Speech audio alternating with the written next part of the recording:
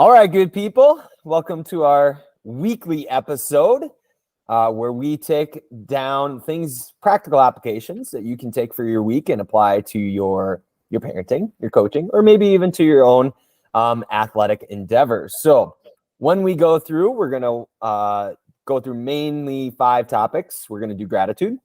We're going to do a little smack talk, a little bit of media that we've been viewing as of this week or this month's scene. Talk about a flow trigger of the week, and finally wrap up with something we found interesting. Jake, how we doing, buddy? Good to see you. We are doing well. How are you doing? I'm great. You know, as we're recording this, it's a Friday. When you see this, it's a Monday. But I am wonderful. I am so excited to jump into these topics. They don't even know what's coming yet, and I can't wait to hear what you think about these. So, It is a holiday weekend. What you doing for the holiday? Anything fun? You know, I don't know yet. I think probably just get outside, work on my Minnesota farmer's tan. Oh, nice. Yeah, we're in Arizona, and then we're finding out that everybody leaves for Memorial Weekend for the most part to get out of the heat. So I can't just go outside, otherwise I'll melt. So I don't know. We're gonna have to find a lake or something maybe. But it's a time to get out of the Arizona desert over Memorial Weekend. I'm learning, so that'll be a note for next year. Yeah, you got to like roll a dice, and like 1 is north, 2 is east, 3 is south, 4 is west, and then 5 and 6 mom gets to choose or dad gets to choose. Just pick the bluest spot, whichever way you go. Well, I ain't going south from here. It's too warm. Anywhere south is even hotter. I can't do it. That's funny. All right, good people, we're going to jump into gratitude first. And this game is called Good, the gratitude game. So what we're going to do is we are going to read through 5 prompts that you can take and apply to the beginning, end of practice, or even in your team app if you use something like Team Reach or something even better.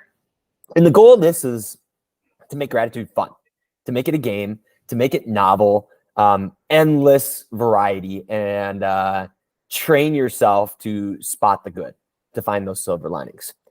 So, Jake, I'm going to read these 5. You can pick which one or ones you'd like to try out ourselves, and everybody else follow along. You can respond to the one we do, or you could do another one. So, number 1 is we have a small experience in the far future, think years, decades, that you feel connected. How might that be good? Number 2 is a tiny opportunity in the far past that you're appreciative of. Number 3 is a cosmic opportunity in the far past that gives you feelings of overwhelm. Number 4 is an extra large opportunity in the far future where you feel relieved, some sort of relief. That was good. And the final one, number 5, is a tiny thing in the near future where you felt or feel kindness. You could deliver the kindness or you could receive the kindness, either way. And how might that be good? So those are our 5 good prompts of the week. Get good this week. Which one do you want to talk about or try? Well, small experience in the far future that makes me feel connected. We're going to San Diego. Ooh. Some may call that not a small experience. I'm going to put in the small experience category. There's a side of it that'll be a much larger experience, but the smaller experience is going to San Diego, me and the family, and I'm looking forward to putting the phone away, laying on a beach, and getting connected to the ocean and the beauty of that, getting connected with my wife and the beauty of her and all of my kids, chasing them around on a beach, and the beauty that experience is, and getting connected to them and everything that's around me. So that's the gratitude that is prompting me towards. I love it. Have you been to San Diego before? Once, but it was I almost said it was for work. It was for youth soccer, so it was for work. Did make it to a Padres game though. There we go. Was this before the Brown or after the Brown? before the Brown. Okay. This was like 06 maybe. Okay. That was a while ago. That was like Jake Peavy era. Dating myself. Well, cool. I'm excited for you. I'll have to take a lot of pictures and tell me if I should go to San Diego or not. I haven't really hit that California swing yet. I'm just gonna say yes. Go to San Diego. If you go to California, go to San Diego. I mean, I've been there once. It's beautiful. I haven't talked to a person yet that doesn't love it. And everybody in the Phoenix area goes to San Diego at some point in the summer. It's just too gorgeous not to. All right. I'll take your word for it after the fact. Because after the play one. I'm gonna go with the number 4, the extra large opportunity in the far future where you feel relieved. I have 2 of these. So number 1, I'm thinking kind of ahead in decades at this point, is when all my kids graduate. I know that's kind of like the marker of, you kind of made it, but that, when you get them through school, at least the K through 12 kind of idea, I think college would be kind of a similar marker if they choose to go that way. But I'd really feel relieved, like that opportunity where like there's this massive before stage and then an after. Like, because what do you do after that? I mean, it's very, very different. I'm not saying that they just go away. Who knows? Maybe I'll have to kick them all out of the house because they'll still be here. But that would be one. And then the other one, which is way far off, is when I don't have to work. Like financial freedom or just retirement. I don't even know if I'm ever going to retire. I mean, I'm kind of at that age. Who knows? But I imagine that kind of weight and relief at that juncture is going to be immense. Like, what do you do? So like I feel like those are very much the same in my mind, where not like that the weight's a bad thing, because I like working. Working's fun. Learning stuff's fun. Same thing with having kids. Having kids is great, but also fun when you can do whatever you want on both of those things. So I'm looking forward to those, and I think it's gonna be good. I don't have a plan of how it's gonna be good, and sometimes in these good prompts you don't have to know, but I just know that's gonna be a good day. It's a relief, it's a celebration, and it'll be good. Mm-hmm. So, I love it. Yep, I'm looking forward to retirement too. It's kind of sad. I'm still in my 30s. I'm looking forward to retirement, but it's gonna be wonderful. I hope I get to spend my times going to baseball games and traveling and all sorts of fun stuff. I have this like fantasy of being like my dad with a fungo bat and a mustache and just being cranky on a baseball field, just griping at people like grumpy old men, but baseball version. I keep telling people like, "What's your retirement plan?" I'm like, "That's my plan." I'm sorry, but that's not the side of the DNA strand that you got there, Pat. I know, but it's still funny. You're going to have to live vicariously through your brother on that one. You might just have to show up to baseball fields to watch your brother do that, because that's not going to be you. You're going to show up to the field and you're like, "I'm going to be grumpy today." And then you're going to look up in the sky and the sun's going to be shining and it's going to be blue. And you're going to be like, "Oh, I love this. Oh, I love this. These kids are great. They're pelting you with the ball, but you're like, I love this. This is great." Yeah, I'm going to have to off in the outfield. See, this is what I'm gonna have to practice as my RBF. Like just like get grumpy cat. Like I'm just gonna have to work on it. Maybe I'll become more ordinary as I get older. I don't think so. I think you're right. But goals. We have to have goals, right, Jake? I mean, somebody's got to play the part. All right. So let's go to segment number 2, Smack Talk. So these are debate topics, and we think that the teams that can debate healthily and playfully communicate better.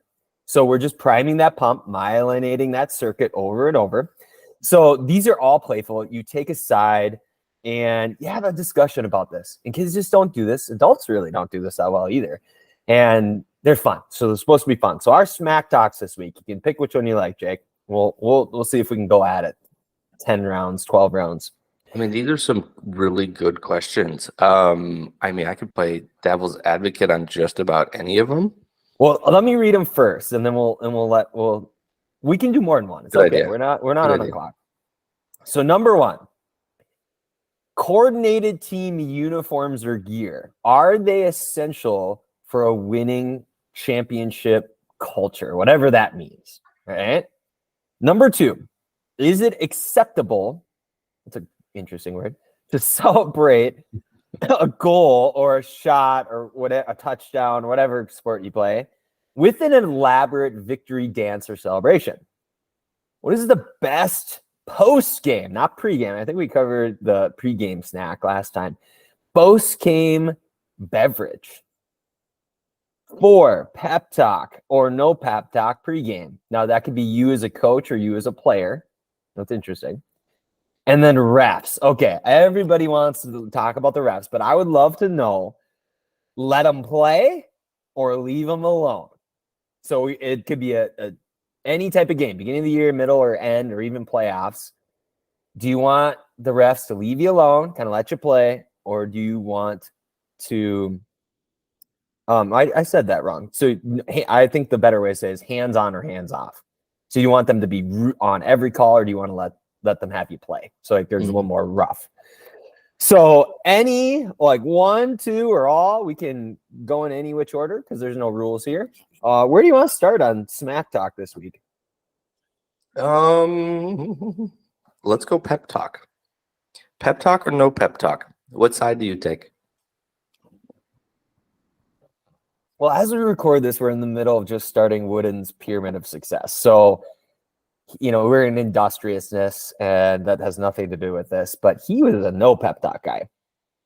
So he was a stoic, so he didn't want his players to get too high or too low. He figured that he had already prepared his players and that for every high you get an equal and opposite low. I would, I don't know. I mean, I would lean no pep talk. I think I would, dial them in, like in terms of like, what is your goal, right? I mean, here's what our mission is. Here's what our goals are. Here's what we're trying to accomplish. But I would not prime them emotionally. In fact, I'd probably tone them down, if anything, right? Because most people, the nerves are already there. That's a good thing, right? It means there's a little risk and whatnot. But I'm not a rah-rah guy as it is. I like to talk, but I don't do speeches. Like, I hated speeches. So they tried to make me do a speech before a game once, and it was cringy. Like, it was bad. Come on, like, guys. What do you say? Like if you can't get up for a game, then I can't do it for you, right? So I'm a no pep talk. How about you? Well, I'm going to play devil's advocate here. But before I do, I will tell you I'm a no pep talk guy. Okay. Now, that's youth sports, because the reason I don't give many pep talks in youth sports is because I want them to learn self-motivation. You are here. You need to find an internal way to perform your best, right? Or have a desire to perform your best, not have someone chirp at you, because eventually I'm not going to be here, or mom and dad's not going to be here. Maybe you're playing college athletics, and that coach is more of a John Wooden, more of us type of coaching, is not going to give that hoorah speech. Now, if I was a professional coach, I wouldn't do it often, but I'd probably do it more often than I do it, because my job is on the line. And I think, and this is where it comes into devil's advocate, I think there is a way to I think emotion can be a very powerful tool that, when harnessed correctly, can lead to better performance. I think it's often not harnessed correctly, and it leads to the detriment of athletic performance. But I think there is a way to use it as a very powerful tool to increase motivation, to increase team bond, to increase the stakes of what's going on. And human beings, naturally, when things are on the line and emotions are high, right? If you have the right emotional perspective and mental perspective of that, you have an ability to rise to levels that you didn't know you could. Now, if that emotion is more fear-based, you also have ways to choke in ways that haven't been seen before, right? And we've seen this in sport plenty of times. How did they blow that, right? It becomes such a mental and emotional. People always reference the mental side of things when people choke or when people make comebacks. But it's the emotional side of things that really fuels it, right? Whether it's the crowd getting behind you and all of a sudden there's something inside of you that starts rolling that you can't really describe, but man, you feel it and you can't turn it off.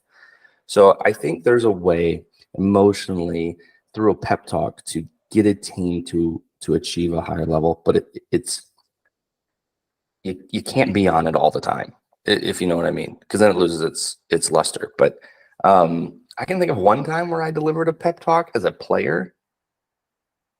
Outside of that, Did it work? yeah, we went from losing 3-1 to winning 4-1 at halftime. So we were losing 3-1 at halftime. I gave the talk, and then we ended up winning 5-3. I should have called you for notes. Mine didn't work. I mean, I had a hat trick, so it might have just been pep talking myself, and everyone just had to listen. But yeah. Well, so as I read the books for this month, we talk about Daniel Coyle, James Clear, and others. They talk a lot about emotions getting us to move. What are emotions for? Well, they're feedback to get us to move. And I think anything like Shakespeare would say is, neither good or bad, but thinking makes it so. So I think emotions are relatively neutral. Let's just run with that. It's what you do with them, right? Because if you channel that in a direction, instead of the shotgun approach to the sniper approach, sorry for that reference, but I don't got another one at the moment, is that's what you're trying to do. Like if it spurs you to do the thing, especially if your emotions are, because remember, at least young athletes, even coaches, their emotions are just so sensitive and volatile. They move left, they move right, for God's sakes. That's why we preach stoicism so often, just being even keeled. That said, it does get them to move. And I think there's, every emotion on the emotional spectrum is a spectrum. So I think like +1, +2, up to 10, kind of like dials, in music as well, like a recording studio. And it's just how high do you need to dial it to get the desired result? And does it go too high where it burns you? So a good example is, let's go with the movie Miracle, right? We have Herb Brooks, great moments are born from great opportunity. And that's for the movies, right? Heaven knows. I don't even know if that speech is real. Maybe. But he's a Minnesota guy. I like that. That's good. Represent. And we remember that speech, but remember the one like a couple games before that where wasn't McClanahan gets hurt and he just lays into him and says he's not a hockey player and he freaks out. He's like, I am a hockey player. I'm a hockey player, Herb. Oh, he goes, is that bananas. What you want? And me go that one like Herb. And see, he plays Grumpy Cat. Herb Brooks plays Grumpy Cat. I mean, so they're too busy hating him to hate each other. Now that makes sense, but that was by design. So I think it's possible, but when I studied Wooden, and you look at what he did with his players, you have to know what works for each player. Some players don't respond to, it crushes them. Other players, you have to just berate them to get them moving. They actually like it when they're mad at you and they play better. So to say that it works, like no pep talk for the whole team, I don't know. I mean, try it. Go experiment. Tell me if it works. Maybe you're like Jake. You just need to do it for you and it works. I don't know. I'm going to go with no pep talk as the final answer, but I appreciate your devil's advocate. Let me throw this out there before I move on. Is there a difference between are we harnessing emotion as coaches or are we suppressing emotion? I think there's a difference, and I would say to the detriment of my personal development, there was suppression taught or learned instead of harnessing. Please say more, because that's really interesting. So I think when I was younger, there's oftentimes if someone did something and it pissed me off, I would get angry. Now, I've seen a lot of kids have something happen to them that was, whether they got elbowed, deliberately kicked, whatever, and made them angry. And you have two responses to it, right? So I would stay within the rules, but like everything picked up. My work rate picked up, my aggression picked up, but I wasn't going out and like punching someone, right? Versus there are people who that happens to them and they want to go do the same thing back to the other person. The revenge foul. Exactly. Or something like that, right? That emotion springs up. And then, I would describe being able to harness it, and you said the sniper analogy, right? However, I think too often we are teaching kids to suppress that emotion because of the negative outcome, right? Instead of learning that what you're feeling is very human. I've gotten into this debate before. It's okay to validate emotion. That doesn't mean that you are approving behavior because of the emotion, right? And I think because a lot of teachers and a lot of coaches have connected those two, if I validate the emotion, then I'm validating the action afterwards.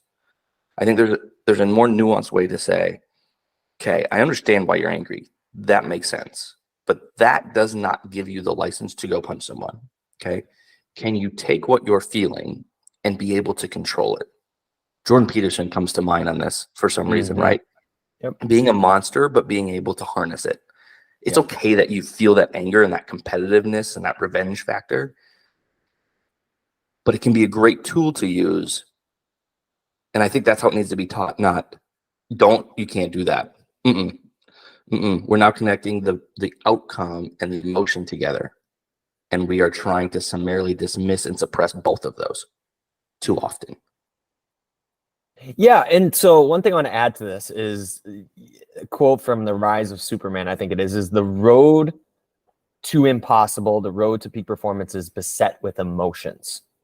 And so it's kind of that Eastern philosophy where you receive it, but you're so flexible and dynamic, and somebody can correct me with what that actual concept is. I'm a little foggy, but then you channel that back into what you're doing. And I think this is one of the uncharted territories of coaching, of emotional intelligence, where you're gonna face emotions. Like the fact that like you're just gonna write them all off is almost a detriment. Maybe it's unintentional, but that's a real arena that you could spend more of your time on. Like it is as essential to teach that as where you put your hands when you swing a bat. Really, like seriously. Like when you say, hey, you miss a ball, you strike out, okay, you're going to feel blank. Probably shame, embarrassment, anger. Okay, well, what does that feel like in the body? This is why we do good, for the record, right? So we're taking all these emotions, all these different types, and becoming, practicing them to see what, we can do when that happens. So I think it's useful to be proactive in this approach. And some coaches do, and bless you, when you strike out, when you lose, what is the right response? What is the wrong response? And I don't want to get too binary there, but what is productive and what is unproductive? This is, and almost doing it to an extreme, to saying, what is the worst possible thing you can do? This would be a great blooper reel. Maybe we'll have to make a playlist out of this. What not to do when you strike out. Well, don't throw the bat and hit the ump, or what was it, Shawn Michaels? Like you do like the Shawn Michaels high leg kick to the catcher. We've seen that before. Oh yeah, I have seen that. Yeah. Before he charges the mound. There's a lot of things. Not throwing your helmet. I mean, you want to throw your helmet, but it's like kind of that montage in your head. It's like all the stuff you want to do. But then the reason why we use good, hat tip to Jocko, is there's got to be a point where, yes, feel that emotion, but cut it and say, okay, yes, and now I'm going to, right? I'm going to go do blank. That is not a harm to my team or myself or to others. And I can use that as energy. Yeah. So we're gonna have to call this like something cool. We're gonna have to like trademark this name. Remember, like in the first, I think it was the first Avengers movie, where Thor just lightning from the sky and he shoots it at Iron Man and he just powers up to like 1,000,000%. Oh it's like that. I got to get my pop culture references down here. But yeah, you get all that, and then you're like, oh, and then he kind of turns his head and he shoots it back at him. Like, that's beautiful. We need to. Marvel can come at us, for trademarking that. All right. Well, is there any other smack talks? Do you have anything else you want to say on that topic? I mean, we could. There's a lot to go through. I think it's, like you said, I think it's kind of an uncharted territory in coaching in a lot of ways. So I would simply tell and encourage coaches to be aware of it. Be aware of it and not write it off. Right? Explore it. Think about it. Dwell on it. Why is Timmy crying? more than the other kids, right? Is it because he's a wimp, or is it because there's something else going on inside that he's experiencing? And don't be afraid to go there with that kid. Like, yeah, what's on your mind? What are you feeling? Instead of just, hey, toughen up, kid, get back out there, right?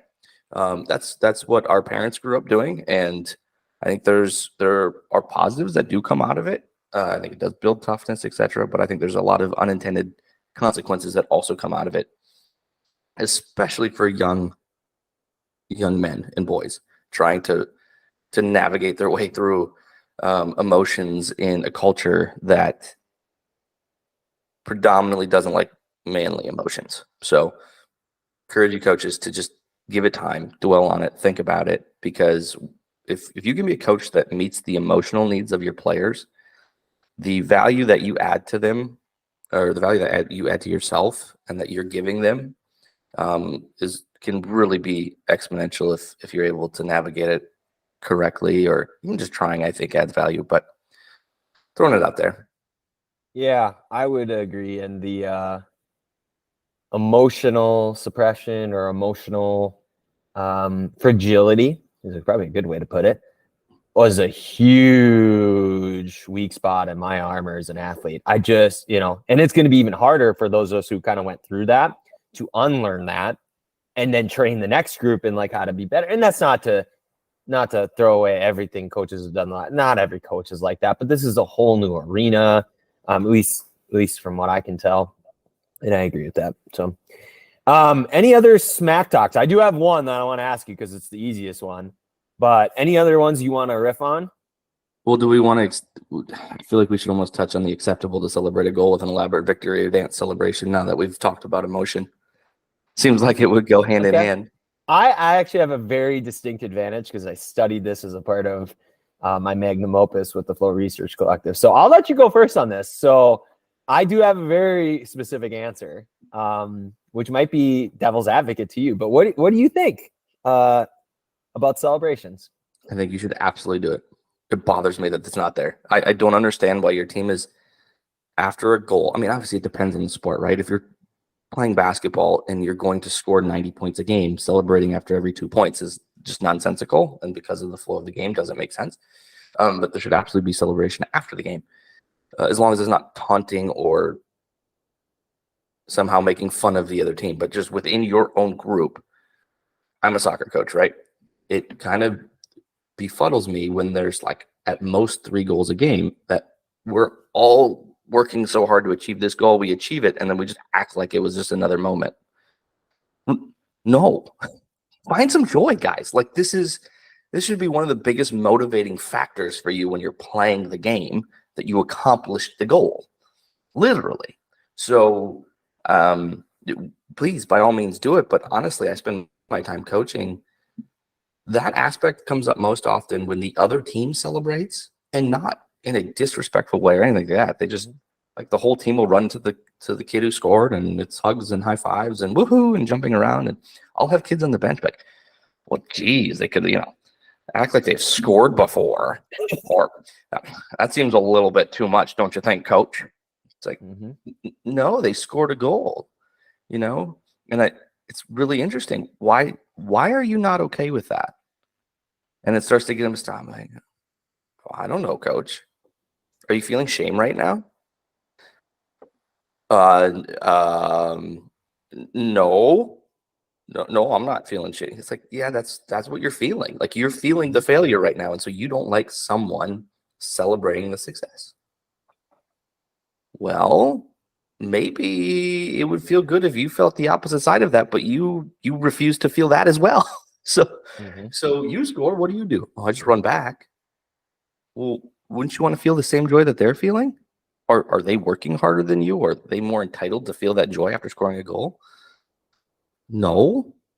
Well, then, by golly, have some fun up there, kid. So that's how it typically comes up. I'm all for it.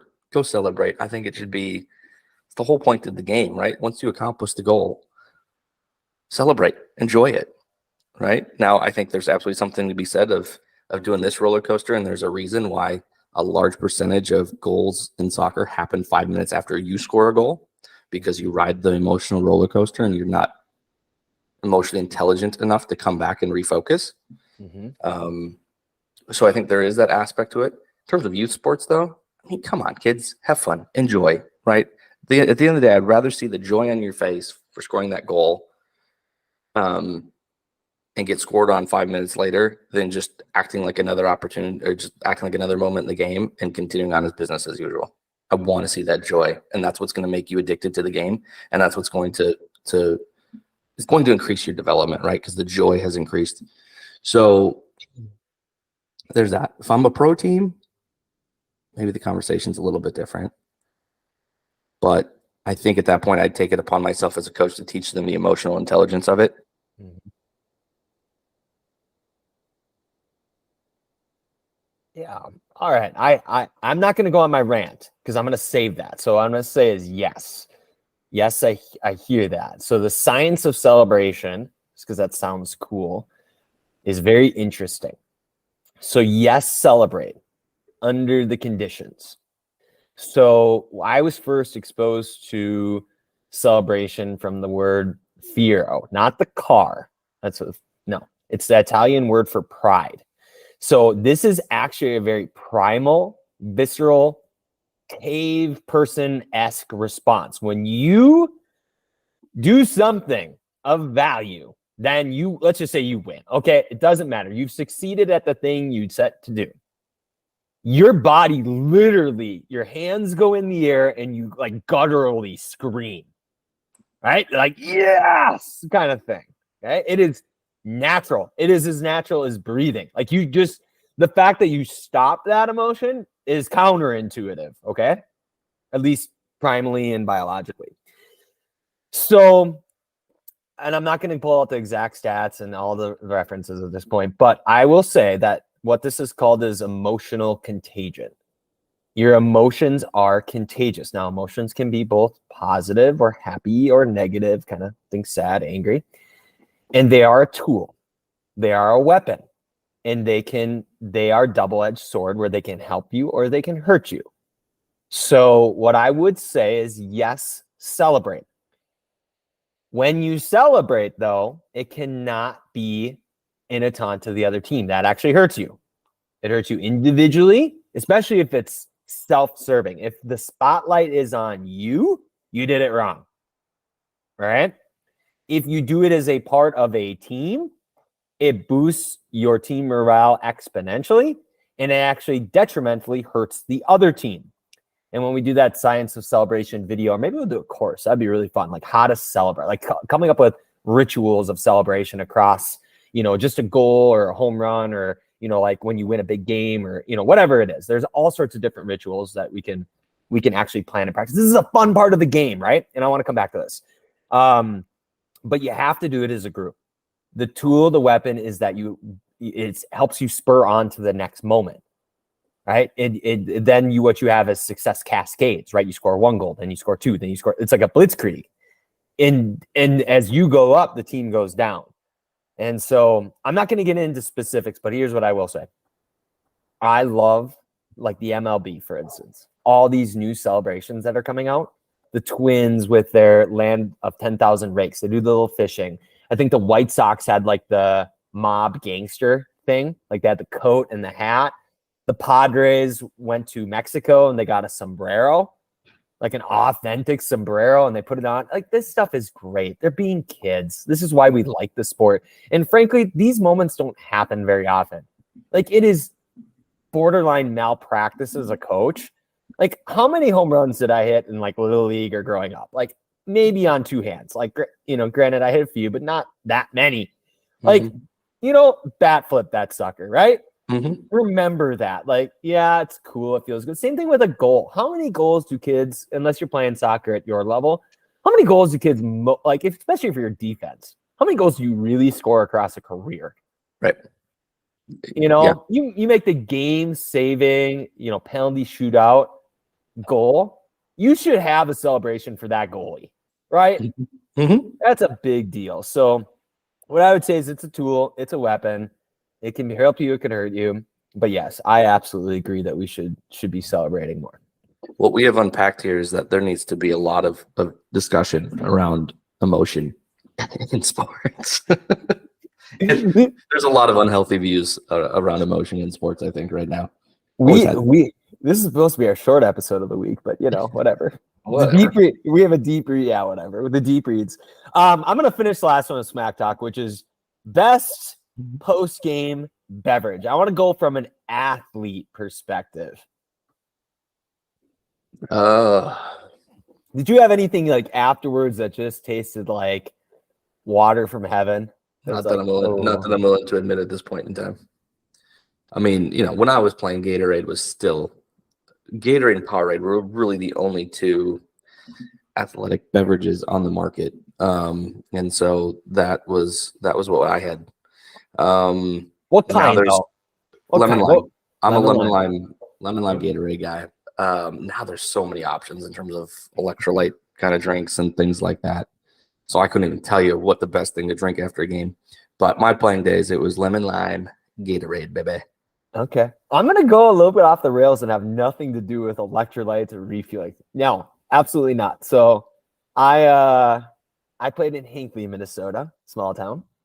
And there was that restaurant halfway up 35W between Minneapolis and Duluth called Toby's. And I can't tell you, but after a Legion baseball game and you've been sweating for 3.5 hours on a July night, and you get one of those classic, you think like those 50s diners, like shakes. Like these are like the ones on those like cool cups, and they got the straw and the cherry on top. And then they give you like the tin on the side because they just didn't have enough room. Yes, strawberry banana, or it was chocolate peanut butter banana. I like banana, okay? It's good. Can't stand banana, so more power to you there, but that sounds so delightful.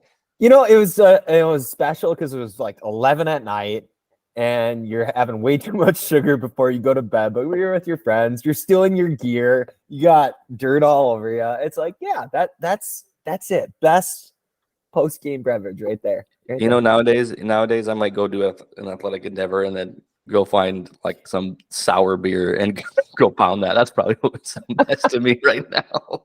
Some fruity light beer, man. Just hammer it. Oh, speaking of that, we're going to move to media. So we're focused on industrioussts this month, working hard, working smart. In last week's weekly episode, I was going to watch the documentary The Standard, which is about GoRuck selection. And I do want to touch on this before we get to the next one, kind of what I learned from it. So I watched it, and I would encourage you, we'll link it down in the description. You can go grab a copy. It is a great documentary. It's not that long. But this group of candidates goes into GoRuck selection. It's a 48-hour endurance event. Like that in and of itself is a big deal. And they very rarely do they have people pass. We're talking like 1, maybe 2 people. So this episode starts and they intentionally are stressing people. Like they're trying to get them to see what it's like to go through the special forces training, right? To get to the other side. Do you have what it takes to make it through this? And a couple things stand out to me. The first one was in the beginning. Some people didn't even pass like the entrance physical exam. Like they had to do 50 push-ups, something like in 2 minutes, 50 sit-ups, a something mile run, and then a ruck. Like if you can't do the minimum like entrance, what are you doing there? Like for me, I would be like, you pay money, you fly there, you're in front of other people. You want to talk about shame? You can't even do that. Now I get it if they're like timing your push-ups. Remember like all the push-up tests where they just like down, up, and it takes like 15 minutes to do 10 push-ups. Like that's not fair. But that's something I really want athletes to consider, coaches or whoever. Do you even meet the minimum required for your sport? Like, just think about that. Like, I'm not saying you have to bench press, 400 pounds, like the combine, NFL combine, but do you, like, whatever position you play, do you have the physical capacity to do the job? Like, that blows my mind and fires me up. And it seems so obvious, but look in the mirror. I'm not saying you have to look a certain way. Can your body perform what it needs to? And if it can't, change it. Like that to me, like the opening scene was cheer. They lost like half the group right there. It was unreal. Wow. And the thing that the cadres said, that's the name of the people that are doing the training. Like they know that coming in, it's not a secret. Like, so is it an environment thing that causes them to fail? Like they're emotionally and mentally overstressed that they just can't perform the basics. Versus a physical failure. Like if they know the requirements, I have a hard time believing they didn't physically prepare to meet the requirements just to get in, right? So I would tend to believe that it would be an emotional or mental state that they didn't prepare for, and thus their body failed. But that's a learning exercise. I just think it's sad. Like that's really it. Like this really isn't much as a physical event. It is as much as it is in a mental and emotional game. And that's my next 2 points, the 2 things that I took. So as we move forward, I actually have 3 things. They move forward, they kept reducing down. And then they made it to that kind of, 24-hour mark. And they're still just, people are just, quitting left and right. They can't do it. Sometimes it's physically, right? You just hit your limit. I imagine if I did this event, I'd probably cramp out because I struggle with the electrolytes. I'd be just have to pound in salt. Like I would just be eating salt tabs. That would be the thing that would get me. But they get down to these final 2 guys, and it's this contrast, and we don't need to say their names or anything like that. But these 2 guys, and they're very different. And they ask both a question. So they're hauling these pavers, right? They're going down to the beach. They pick up a paver, they haul it back, and they stack them up. It's just keeping them moving, right? One guy, they say, all right, they name them by their number. How are you feeling? In 3 words or less, right? So it's mental. You have to identify, okay, 3 words. Guess contractions don't count. But one guy's like, I'm depleted, cadre. Okay, so that's guy A. This other guy walks up. He's like, all right, 6'2", how are you feeling in 3 words? He's like, I'm winning. Like he just no emotion. He just is coolly and confidently says, I'm winning. How you doing on a scale of 1 to 10? And they talk about, I don't want to ruin it for anybody, but that was a huge point because they said, we're asking you questions, just lie. Even just lie to yourself, lie to the cadre. It's a game. You should know it's a game. They are trying to break you down, or at least challenge you to be mentally tough. And so that was this one guy's answer over and over. But the guy, they showed a clip of this other guy that made it through. And he's sitting down, right? He's eating. I think he's kind of at that halfway point, and they get like an hour break at the 24-hour mark. And they asked him, this guy did make it through GoRuck selection. And he said something to the effect, I wish I had the exact exchange, but do you think you're going to make it through this? Okay, they're 24 hours in. I can't imagine what that state feels like, right? 24 hours in, you're busting your butt, like 20 workouts in a row. They said, do you think you're going to make it? He's like, absolutely. He's like, how do you know that? He said, I knew I was going to complete this when I signed up. Whoa. And he's like, isn't that a bit cocky? He's like, no, that's absolutely not cocky. Like, I just knew, like, that. Why is this even a discussion? Right. That amount of swagger and mindset, that's what it takes. When I think of, this whole industriousness concept, they kept saying the refrain over, it pays to be a winner. Right. And sometimes you get knocked down because you hit a new evolution of the, like maybe you do an exercise that you're not good at. But man, when you have that mindset and you just say, hey, how are you feeling right now? I'm winning. Okay. Mm-hmm. That's so cool. The one that I wanted to prime to you was, as I got to the end, they're down to 1 guy. This other guy does go out. His heart rate gets up because it's hot in Florida, right? Yep. He's overheating. They're trying to get him in water to cool him off. They're not merciless, right? Mm-hmm. But I couldn't. You ever see somebody just like me? You have to remember, this guy is surrounded by like 4 or 5 cadres, all not screaming him the whole time, but just pushing him along, telling him what to do. Hurry up. It reminded me so much of the Passion of the Christ. Oh, it was unreal. Like the cadres were the Roman legions. This candidate was like Jesus, and you looked at the suffering that person was going through. It is not motivating. It is like that feeling. Remember when you watched that Yep. of suffering? Yep. And they have to do it. Like all of them even said, the cadres, like, we don't like this event. You know, it's not fun for us. I can't imagine crucifying somebody would be all that fun either. But that feeling of just unmistakable, you know, choosing to suffer was a really interesting thing. And he did make it. So one guy did make it in the documentary. Lucky for them. And they did give him a crappy beer at the end. I don't know what it was. And so he, like they you know, he was in the water and everybody was around there, and they turned him around like, hey, you've passed GoRuck selection, and the relief on that guy's face as he sat down and he just slammed the beer was something to behold. So GoRuck selection, it's called the standard. That's what I got from that media. Any thoughts? That sounds intense. It sounds very intense. The difference between confidence and cockiness. Don't you think you're being cocky? You asked me a question and I answered the question. Correct. It's far different than going out and deliberately seeking the spotlight to emphasize yourself. There's a big difference there. Yeah. It comes to you versus you go to it. Yeah. Right. And you know, I think in my athletic endeavors, always being preached and taught humbleness and humility, which I'm thankful that I did. It translated to life. It's a great thing. But at some point, even in your job, you're going to have to stand up for yourself. You're going to have to be like, no, I am worth this much. No, I do bring this to the team. No, you are going to acknowledge that and be willing to stand up for yourself that way. And, you know, I've told a handful of players, you know, you're trying to be the best player in the field. You need to just be the best player on the field. Like, you're trying to prove it. Yep. No, you don't have anything to prove. You just need to be.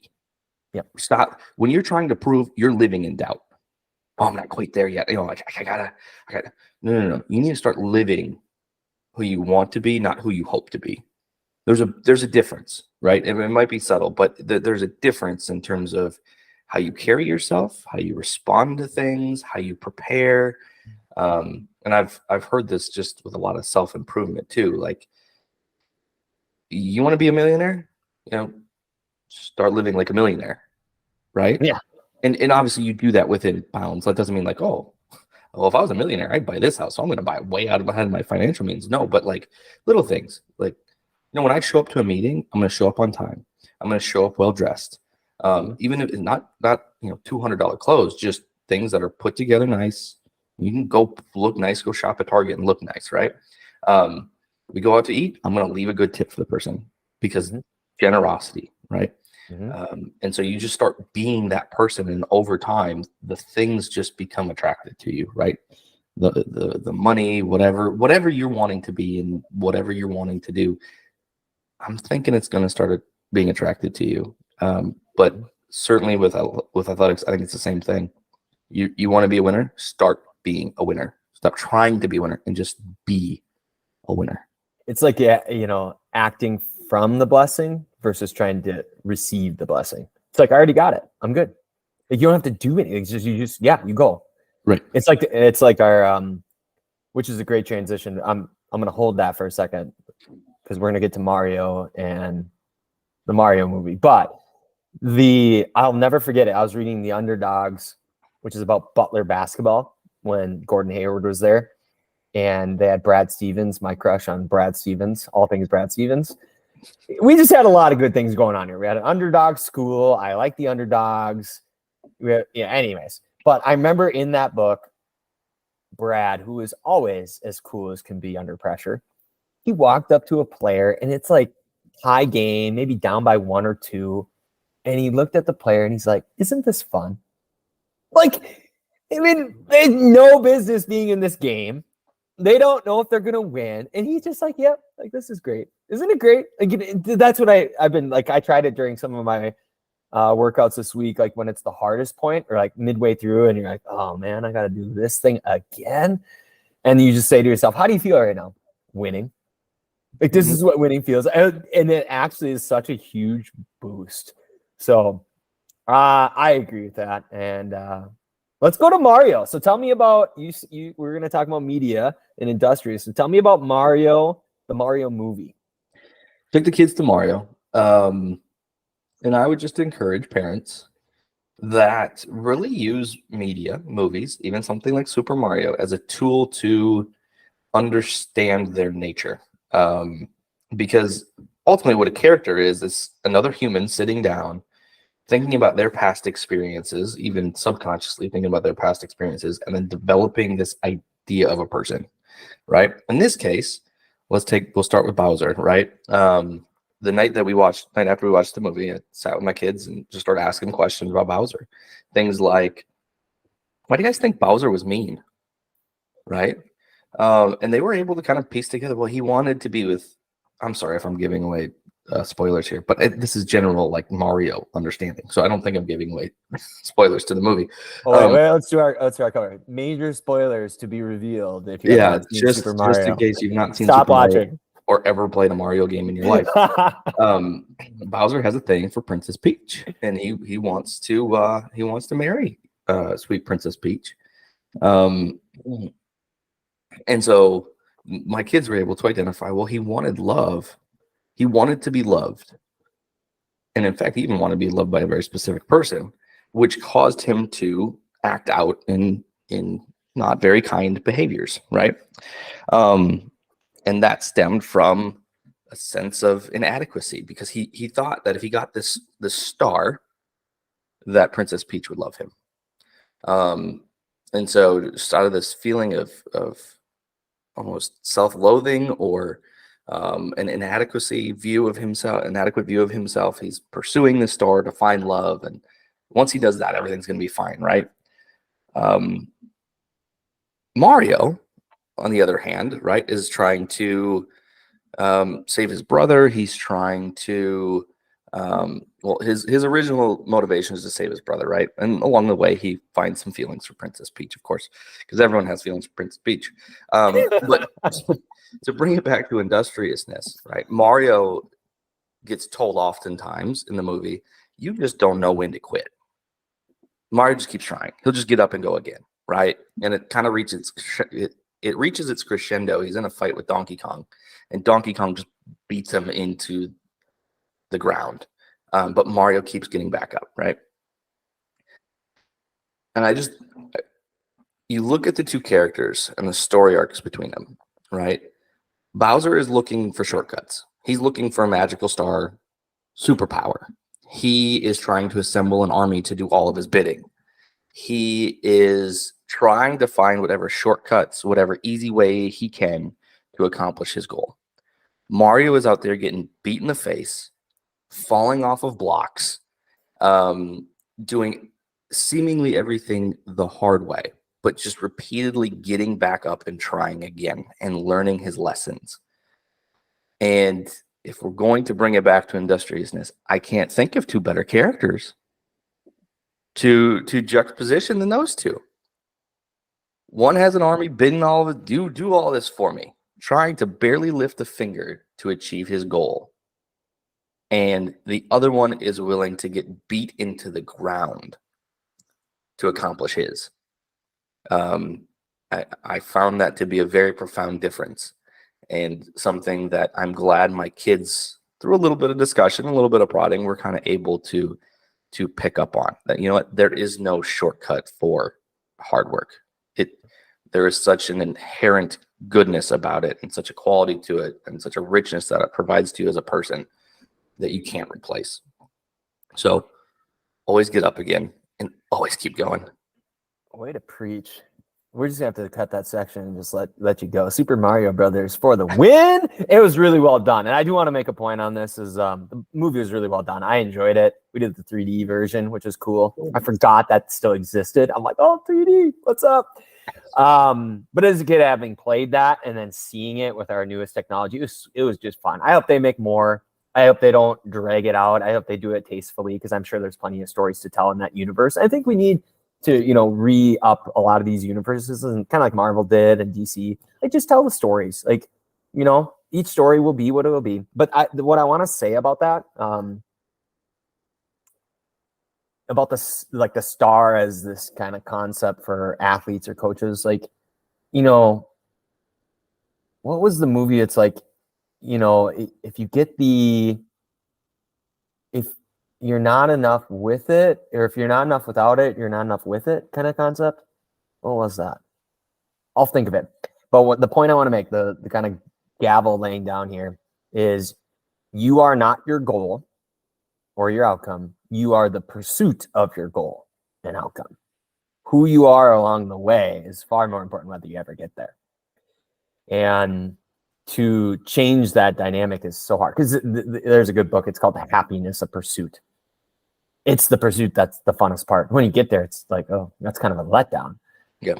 So, I don't want to go too far into this about, you know, your scholarship, your national championship, the trophies on your case. Nope, absolutely not. It's who you become through that along the way that is far more important. Sometimes you'll get there because it's way out of your control. But I agree with that kind of Bowser, Mario. That actually counterintuitively makes a lot of sense. It's great. Absolutely great. All right. Well, what I'm going to watch next is similar to the Work Hard. So we have Work Hard for 2 books, and then we have Work Smart. So the other Work Hard that I want to get into is The Rise of Sufferfests. So people willingly paying, like in industry, still an industry, willingly paying to suffer at these obstacle course races. You can pick whichever brand you want, but there's a documentary about it.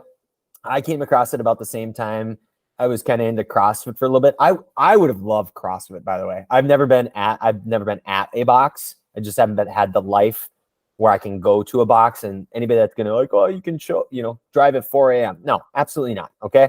No, I'm not driving 4 a.m., an hour one way to get to a CrossFit box. Forget it. Okay. But I love CrossFit and I thought it was great. I like the work hard nature. I love the culture, the whole deal. And I read the Learning to Breathe Fire. Is a book about the rise of CrossFit, like the origins of CrossFit. It's a great book. But I'm going to go look at that and see what is behind this drive in our very, we did the comfort crisis.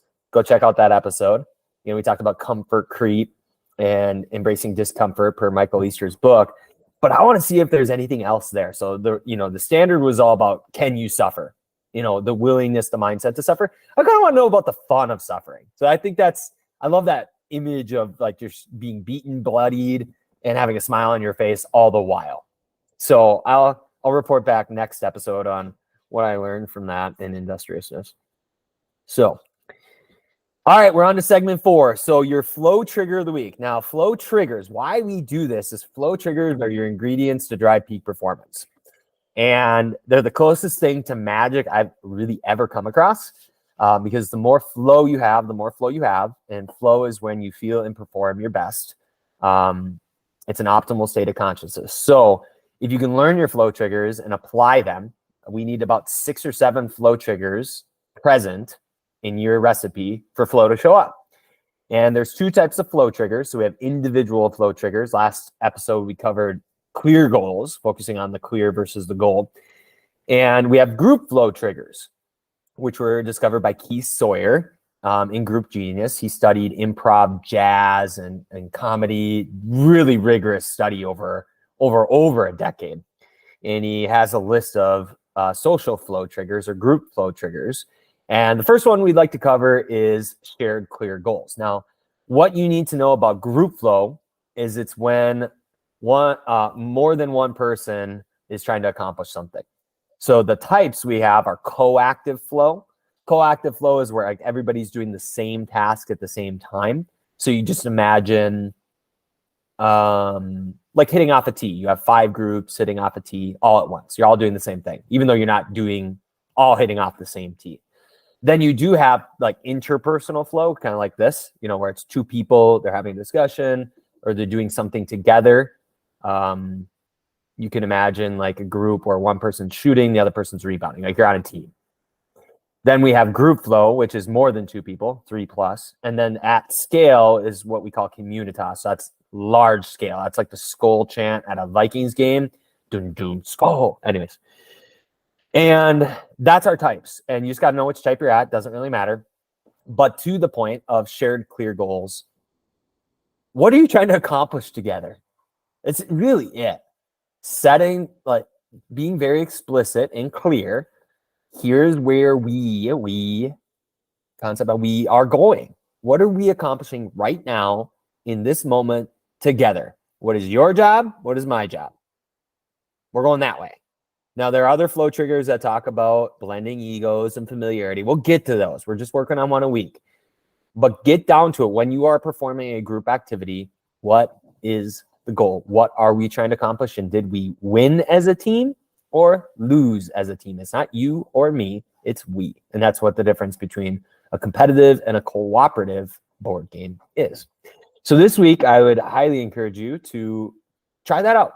Having a shared goal. What are we trying to accomplish together? Okay? Because otherwise, if you're in some sports, it's like, well, I did my job. No, we didn't collectively do that. So you got to raise each other up somehow. It's all about that end result as a group. So shared clear goals is that exact opposite of clear goals, which was the individual trigger. So flow trigger of the week. Love it. Love it. All right, last segment before we conclude is something interesting that we came across. Now, do you want to start or do you want me to start? Because I'm really rearing for this one. Go for it. Go for it. Man, there is so much good fodder for discussion in the world these days. This is why the weekly episodes are just as fun as those deep reads. But there's too much. So I don't want to get in trouble here, but it's going to get testy.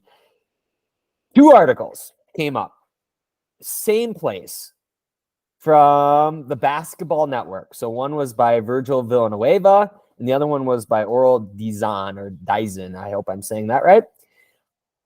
So recently in the NBA, we've had a series of firings. So coaches have their jobs. Is it called Black Monday in the NFL? Yeah. Mm-hmm. Yeah. Whatever. We have the day where people get fired for whatever reason.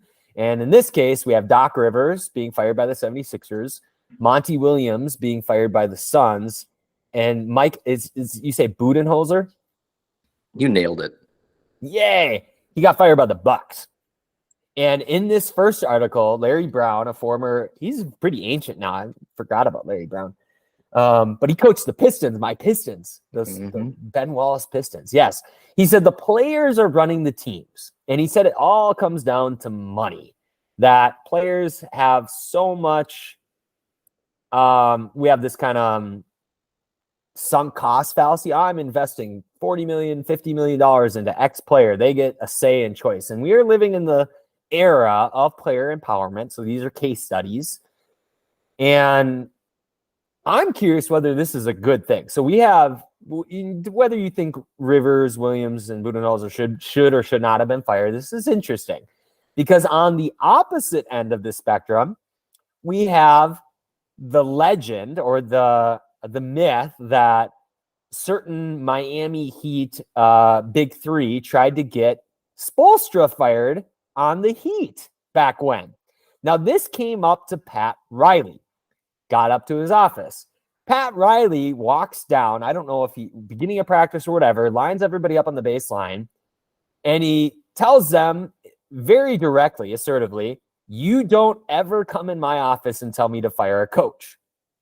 Now, Pat Riley is a character in and of himself, whether you like him or hate him. At the same time, the Miami Heat have a distinct culture. There is things that the Miami Heat do that I would say very few teams do, if any at all. They have quite the operation, kind of the way the Spurs developed a culture as well, at least if we're going to stay within the NBA. And that I find interesting, this comparison between the Heat, the 76ers, the Suns, and the Bucks. Now we have Embiid, we have obviously Durant now with Devin Booker, we have Giannis, and we have Jimmy Butler on the Heat. And I wanted to throw this to you. I find this concept very intriguing. Player empowerment, that coaches can get fired. It seems like we have Steve Kerr left over. We have obviously Spoelstra, and we have Popovich. It seems like our big few that are standing the test of time. So what are your thoughts on player empowerment, Pat Riley, and the recent NBA firings? Newsflash for NBA franchises. You cannot win an NBA championship every year for the rest of your franchise's existence. There's a reason why there's such a big celebration. It's because it's very, very, very, very difficult to win a championship. NBA, NFL, NHL, name the league, okay? Little league. It's very hard to do. I truly don't. I think the one that puzzles me most is probably the Budenholzer one. Like, how many coaches out there have won a championship? Very, very, very, very few. So you have one who's proven himself in the results, and you're still like, what's the upside? I'm very confused by it. And then at the same time, you have these franchises. Doc Rivers is an interesting case. Doc Rivers has won championship, right? He won with the Celtics. He had some good Clippers teams that never were able to get over the hump. He's been around some talent, but I think maybe the knock on Doc Rivers, unfairly, but it is what it is. He only has one championship. Yet all these franchises are going to keep recycling Doc Rivers, right? It's what they do, right? It's like these guys just get the reputation. They're a head coach, and then they just get recycled over and over again without ever winning anything. So you're like, I don't get it. I just don't get it, right? If your goal is we're trying to win a championship every year, and if you fall short of that, why would you hire a guy that's been a proven coach but proven not to win a championship at that point in time? It doesn't make any sense to me.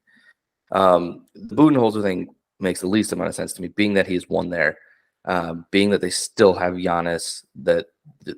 Why start over in that department? But my overall takeaway, and this isn't just the NBA, this is coaching, hires, fires in general, is that far too much attention is paid to the result and not enough to the process. Even at the pro level, definitely at the college level, like big time at the college level, but even at the pro level, a coach, you can't just come in and establish a culture in year one. You can't do it. Year two, you're starting to get there. Year three, okay, we should really start seeing that culture now start to come through. Year four, okay, where's the culture at? I think would be a fair assessment if I was an owner. Is the process, are the players responding to the process? Are the players that would respond to the process in the building? These are fair questions. If I'm looking like, yeah, no, the process isn't working. I think of Urban Meyer, right, was probably the most recent one, kind of the big one. That just how he was treating people, the process that he was going through to coach that football team was, now it's come out, was wrong in so many ways. Okay, so then you move on. But if you have a coach there who knows what he's doing, he's trying to implement a process, why are you firing him after 1.5 seasons because you're just not happy with a win total? I think we get ahead of ourselves and we have very unfair expectations of coaches and unrealistic expectations of coaches. Then again, I'm not writing the multi-million-dollar checks to people, so what do I know? And it's hard to have a true say. Just as a coach myself, thinking about times I've come in and you're trying to implement something new and a new way of doing things, it takes time. And so we really have to be more aware of the process that we're doing than just the results. Yes, ultimately, the results have to happen. But if the expectation at the same time of those results is we're going to win a championship every year, well, then just fire me now. Just fire me now so I don't have to work and I can live off my buyout and live peacefully with my family instead of stressing about this all the time, kind of deal, because I'm never going to attain that. That might be a sour way to put it. But it's sad. It's kind of sad. It's sad in a way. We're all addicted to change and we all want the new shiny thing that we think we have this unforeseen hope that it's going to be better than it was yesterday. And we get enamored by it. Leads to poor decisions. All right. I resonate with what you're saying. I want to take another angle here and I'll meander. So help me flesh out the thoughts here as we go. Who sets the culture? Is kind of what I say. And at different levels, certain people do. I think like Nick Saban, for example, Alabama, and Obviously, Pat Riley has set the culture in the Heat's case, right? So if Eric Spoelstra is cultivating, he's stewarding that culture, he should keep his job. So does firing come down to results, as you said, or does it come down to culture? Like you're handed a culture, your job is to build a culture. Okay. If you are moving in the right direction, regardless of the outcome, you should keep your job. Assuming you're not Urban Meyering anything, right? Where you're doing things like you're not having any violations, you don't have to have great relationships with everybody because not everybody's gonna like you all the time. We all can't be the most gregarious person in the world, but I mean, if you're doing your job, so you fire if you can't do the culture. Okay, I can get that. Now let's go to winning because just win, baby, right? Let's talk about winning because I don't think, yes, winning is a boon to an extent, but talk to me about this. I want to bring up two teams, and they're both in New York. The Knicks. Do the Knicks have any semblance of a culture over the years? Between you and I, when we've grown up in the NBA, like let's let go of Patrick Ewing when he was fighting against Jordan, right? They had a pretty nitty-gritty like New York culture. I would say at that time, that team was Van Gundy the coach at that time too? Stan? No, not Stan. Not Stan. Jeff. I'm pretty sure was. I think, Okay. yeah, because I think that was the era when he was like hanging on to Alonzo Mourning's foot at one point in time. Yeah. I don't know if you've seen that clip, but it's pretty classic. But yeah. The point I want to make about the Knicks, no semblance of a culture. They can't get a superstar there to save their lives, right? They haven't won anything to the chagrin of Stephen A. Smith, which is hilarious because it's fun to see him rant every time the Knicks lose. And they had a good year, give him some kudos. The Jalen Brunson thing really worked out for them, even though they got a load of, flack for it. What I want to say about the Knicks is, are they still one of the most valuable franchises in the NBA? New York. Yes, they are. They haven't won jack. Their brand value is as good as it's ever been, and we can fight over that all day long. But if we're talking about firing a coach or coaches or players or whoever, their brand is still a brand. Now, they're in New York, given, right? And this is an extreme case, but their brand is not suffering, even though they're not winning. They're still New York. They're the Knicks. How about the Yankees? They haven't won since who knows. Now, they have a legacy of winning, yet they have not they've fired very few managers and very few, like Cashman's still there. So they're a case where they're maintaining. They have their Yankee culture. They're still doing their thing. And, who knows when they'll win again. Hopefully they don't. Yet I just can't get around it. So if the Knicks can't win, the Yankees can't win, if at the big markets, then why are all these small markets getting rid of these guys? It makes zero sense. I get that the Warriors have Kerr and he's been there and they've won. Will they keep him when Curry and Thompson and Green age out like Popovich, or will Curry call it a day? I don't know.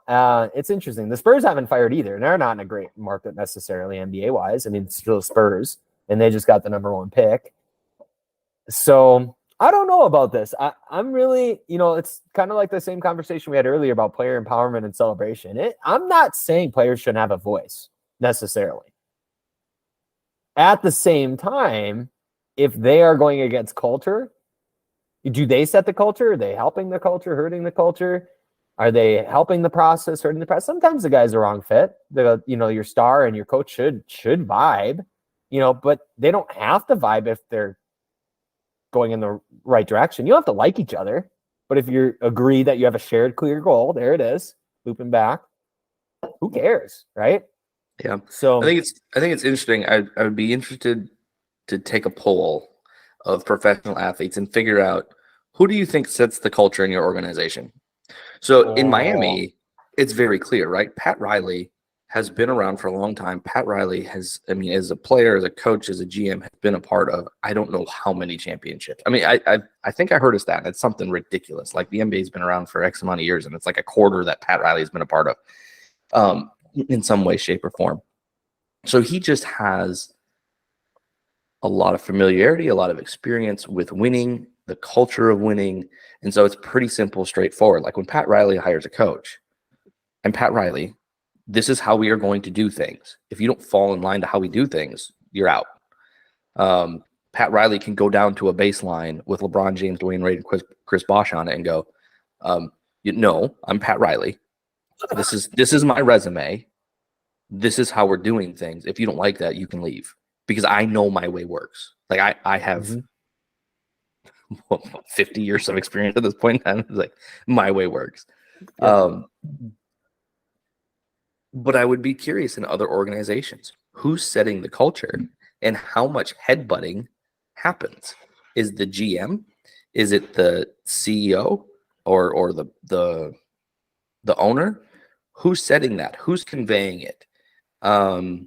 Is the coach on board with that, or is the coach trying to set their own culture? Now you have the players coming in, like, this is how we want to do it. We want to come in and, I want to be able to take a day off whenever I want to take a day off. And, we want Sour Patch Kids and gummy bears in the locker room all the time. And, so that power play, right? And you have a lot of very successful people, from the owner to the GM to the coach to the players, in that room, that all probably think they have a piece of setting the culture, or they should have a piece of setting the culture, which I would imagine can create a lot of schism and a lot of different ideas.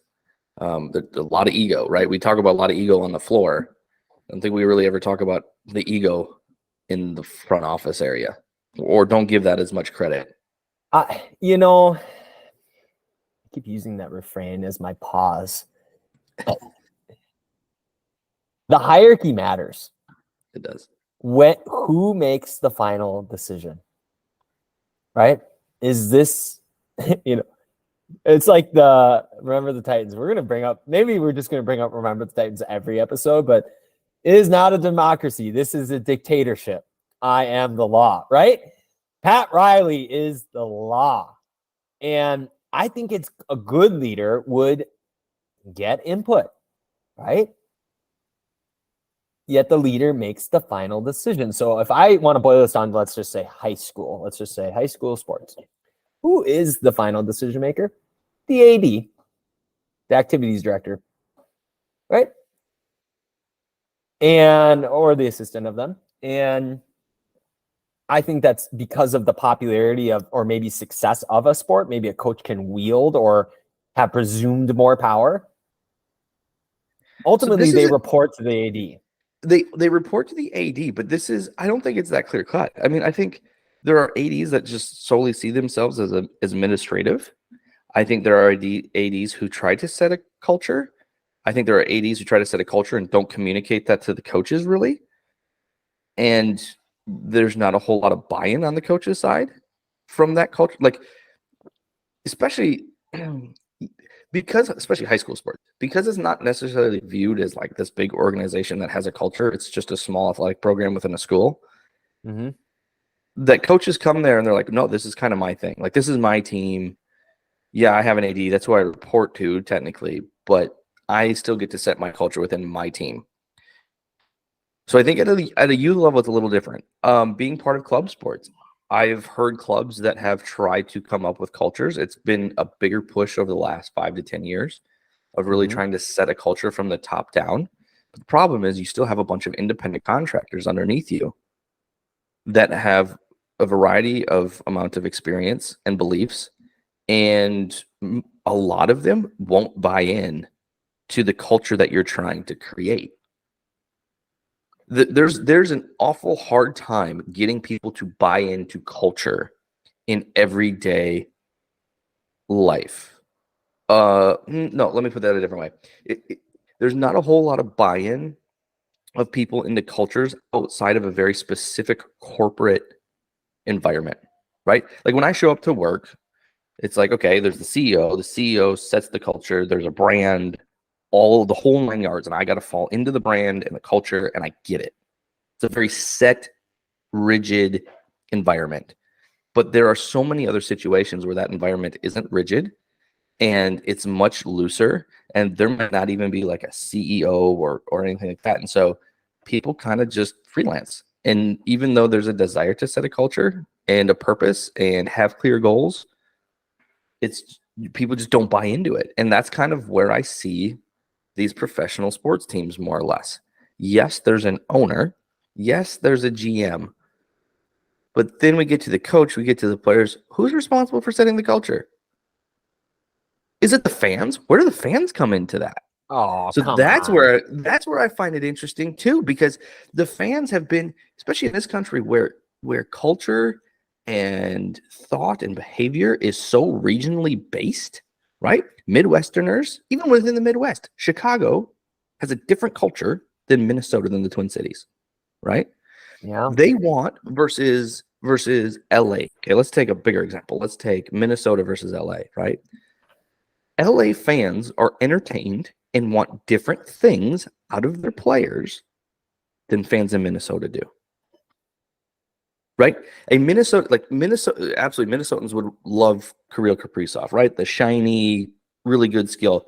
But what has connected him to that fan base is he works his tail off. Like, you watch that guy, how he skates. He's not afraid to get into hard, dirty areas, right? That's what connects him to the fan base. Not because he scores 40 goals. Right? That's an added bonus. We love that. But Minnesota fans aplenty. Kevin Garnett, another great example. Okay, let's take Kevin Garnett versus Karl Anthony Towns. Kevin Garnett was so deeply ingrained in Minnesota culture because he worked his tail off, because he cared like nobody's business.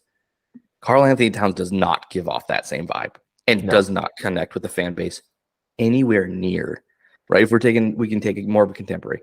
Anthony Edwards, he's connecting with the fan base because Anthony Edwards gives a crap, and you can like see the work rate and the passion that comes out of him. Those Midwesterners, those blue collar workers, those guys that give a crap about their families and are willing to go through the hard stuff for their families, and gals, resonate with that. Yeah. Where LA crowd's going to resonate more with, like, yeah, you can loaf around, but if you put up 40 points, we're all for the loafing around. Okay. We'll put up with the drama. And so who sets the culture? Who sets it? It depends on which level, because we're navigating between high school, college, and pro at pretty fluidly at this point. What I want to add to this is culture should be a filter. You bring your strengths to accentuate said culture. You don't just dictate this culture. So when Jimmy Buckets goes to Heat, he brings his individual strengths. He's had some disagreements with that, and that's good. Some good friction is great. But in the ultimate sense of the word, like, you have to take what your strengths are to make the culture even better. That takes humility, right? To think that you're above the team, the city, the ownership. I like culture as a filter. If not every situation can you do it, but if you're a free agent, let's say, pick your sport. What culture matches you? What fan base matches you? Right? I'm going to go hang out with Bill's Mafia. They work hard. They're crazy. They play in the snow. They're nuts. Go to the culture you want to be a part of. Now, some players don't get to choose, right? They get traded. It's professional thing. Towns didn't pick us. That's for sure. I mean, so I think that culture should be cultivated, and it should be very dynamic. I do like having the point people that reinforce that culture.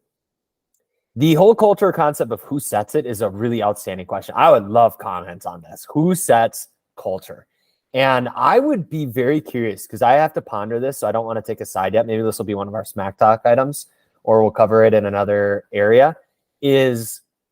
Would you, as a coach, let's just say, any context, high school, college, be willing to collaborate? We have to make a bunch of courses, dude. We have the EQ stuff. We have celebration.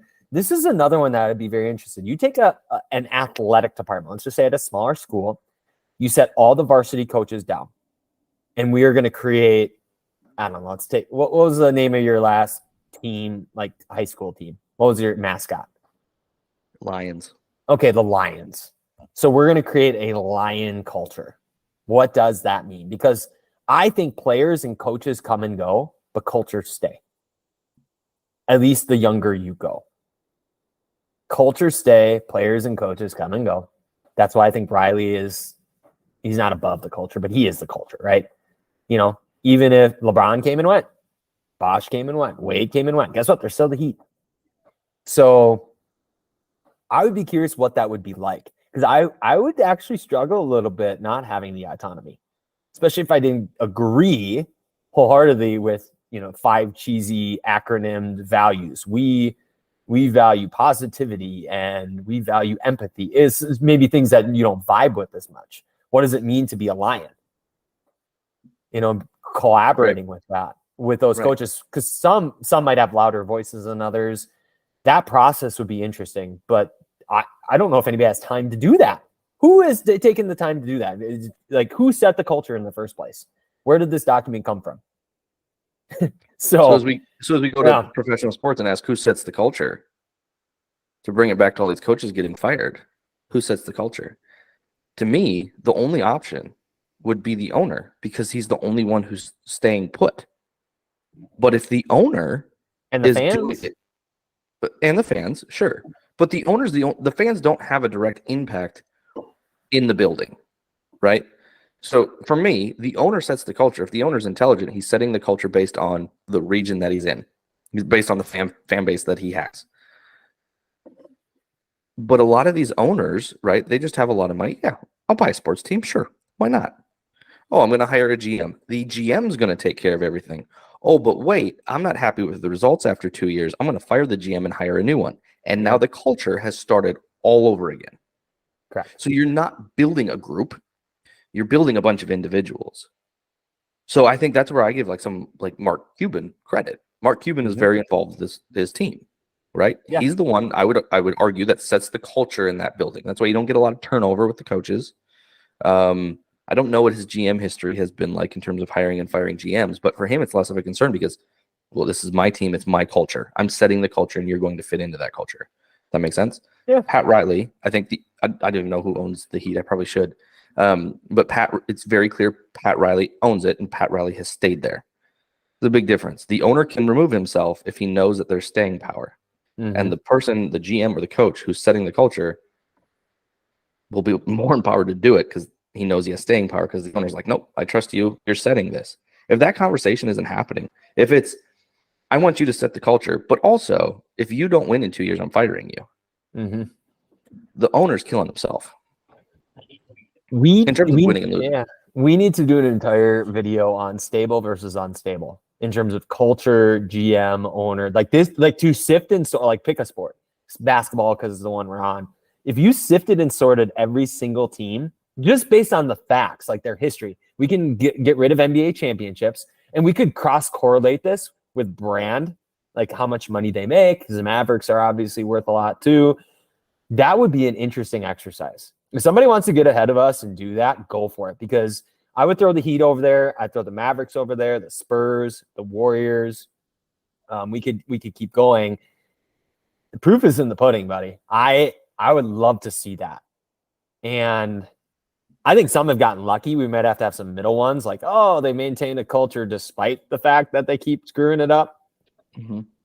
Yet it'd be fun to just do all sorts of different analysis off that. What is the winning percentage of that group? What is the winning percentage of this group? What do we notice? That would be maybe we just got to go work with owners, Jake. I think we're on to something. I think we are on to something. I mean, one of the best cases that I would love to look at is the Timberwolves. Just notoriously horrendous for the last 20 plus years. Why? Why can't we make a decision that's right? Why can't, even when we have some talent, we can't put it together enough to do anything with it? What did Jimmy Butler bring when he came here for that short stint that offered a playoff berth and a playoff win? We actually won a playoff game. That doesn't happen a lot in Minnesota. So, what is it? What is it? And one of the first things I would look at is absolutely culture. Is Glenn Taylor trying to be hands off and just bringing in the wrong people with the wrong culture? Is there just always a disconnect between the culture that the front office wants and what the players want? These deeper analysis. Yeah, and we don't have time to solve the Minnesota Timberwolves problems. We would need an entire weeks of episodes, and we'd be drawing diagrams. But what I want to add to that is, yes, the Timberwolves have had some issues with draft picks not turning out. And I would like to say, if we go back to the Heat, what have they done? They've gotten guys, undrafted, second rounders, that are the Udonis Haslem archetype. Work hard, provide value, know their roles. And it's that ability that has given them a very big leg up in the Eastern Conference, that their role players are standing, but they're drafting for a type. And when your type is your tribe and your brand, taking players becomes a lot easier. So if we would go back, this would be another fun game, at least from just a Minnesota Timberwolves perspective, because we're going to be rubes for the Timberwolves at the moment, is to go back and redraft with what we thought the culture was. So if we set a Timberwolves Minnesota culture and we said, I'm going to draft guys that fit said culture. And that is not a huge critique, because we've drafted a lot of good players that just didn't turn out. That happened. So let's not throw every pick we've ever made under the bus to say, well, they had no talent because we have hindsight. Yeah, okay. Yes, we do have hindsight now.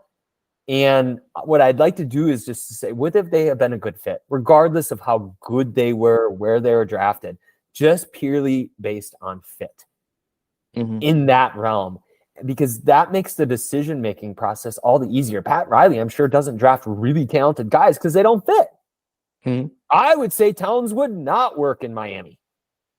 I don't think so. I don't think he'd last. He'd be gone before the trade deadline. Yeah. Yeah. Well, and it goes back to the whole Steph Curry draft, right? Where, yeah, I mean, I remember being in the car screaming at the radio, draft Curry, draft Curry, draft Curry. Johnny Flynn. No. Ricky Rubio. Why didn't we take Curry? He didn't want to be here, I heard. Yeah, I've heard rumblings of that. So that could certainly be an aspect. But just let's say he didn't have an opinion either way. There is still no guarantee that Steph Curry turns out to be the Steph Curry that he is now if he's drafted by the Minnesota Timberwolves or the New York Knicks or the Chicago Bulls or anyone else. Like there are so many, because of the culture, because of the atmosphere, because of his distance from his family, because there are so many other things that go into play that could change the outcome of who Steph Curry is if he gets drafted by another team. So to just simply have a blanket statement of where would the Timberwolves be if they drafted Steph Curry instead of Johnny Flynn and Ricky Rubio, that's an impossible question to answer. And it's people say it as if it's an easy thing. It's not. No, that's absolutely not. We, sir, have made some progress. Any parting words or thoughts before we have our conclusion here about the review, your weekly review? Nope, that covered it. That was a good discussion. I'm glad we opened up that can of worms a little bit. This has been a good one. And we didn't put a timer on this, but conclusion. So wrapping up. So back at the beginning, we covered a number of gratitude prompts, good gratitude prompts that you can take and plug and pull into the beginning, end of your practice or on your team chats. We had 5 very good Smacktalk prompts. I wish we could have covered them all, but we'll save everybody today. We talked about the standard and the rise of Sufferfests, your flow trigger of the week, which is shared clear goals, and the interesting player empowerment versus culture or culture, either or, both and. To wrap up, check out, we have a newsletter coming out pretty soon. We'll send out each week, what we covered, both in the weekly episodes and in the deep dives. Be sure to check that out. It should be up as we get this posted. Also, go to bookshop.org. I'm not going to do a full run of that sponsor, but it's not a sponsor. It's an ad. We're an affiliate where you can get all the books that we cover for each theme of the month. And be sure to like and subscribe if this is engaging banter to you. You like to hear a little bit of preaching, a little bit of teaching by the both of us, as we'll be here and we'll be navigating Wooden's Pyramid to start, and also covering these weekly topics into these 5 buckets as well. With that said, I hope you all have a great week. I hope you have a good week too, buddy. It's good to see you. You too, dude. Yeah, it's been fun. It has. All right. Awesome. Till next time. Till next time, everybody. We will see you again.